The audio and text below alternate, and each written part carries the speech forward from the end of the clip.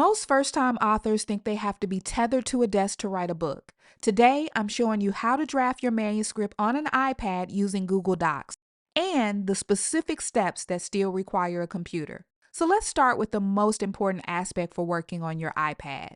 To keep your document organized, you need to use headings as you write. So when you start a new chapter, highlight your title, tap the formatting icon, and select heading 1. Doing this for each chapter title keeps your manuscript organized as it grows, which is essential when working on a smaller screen. Once that foundation is set, you no longer have to scroll through dozens of pages. Instead, you can quickly navigate your manuscript using the document outline. So let me show you how. In the right-hand corner, tap the 3 dots and open the document outline.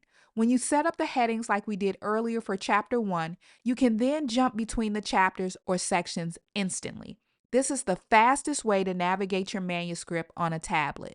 But to actually get your ideas written at a good pace, you have to get the clutter off your screen.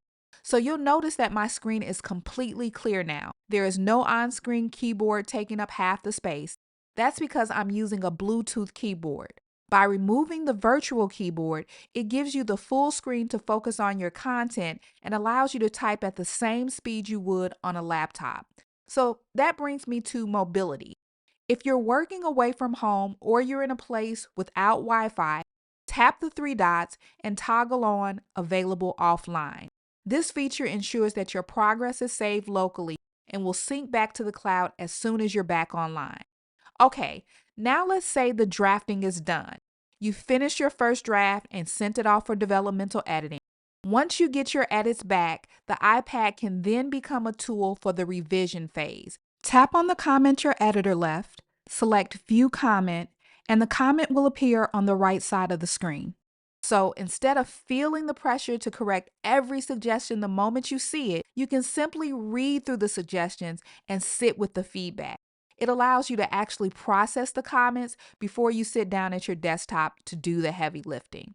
Now, as great as the iPad is for the drafting and reviewing phases, there comes a point where the iPad app simply reaches its limit, and you'll mainly encounter this limit when it comes to the table of contents. So tap the plus sign in the right-hand corner, scroll down and tap on Table of Contents, and you can now see 2 options, with page numbers or with blue links. So while you can technically insert a table of contents on the iPad, your ability to customize or update it is very limited compared to the desktop version. As you can see, the iPad app just doesn't have the same depth.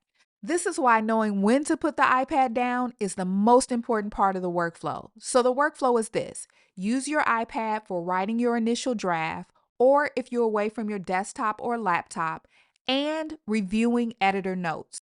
But once you're ready to finalize your structure, manage a complex table of contents, or do your final formatting, you must switch to desktop. If you need help setting up your manuscript structure, I have a manuscript format and outline template linked below to get you started. And if you're ready to see my full desktop setup, watch this video next.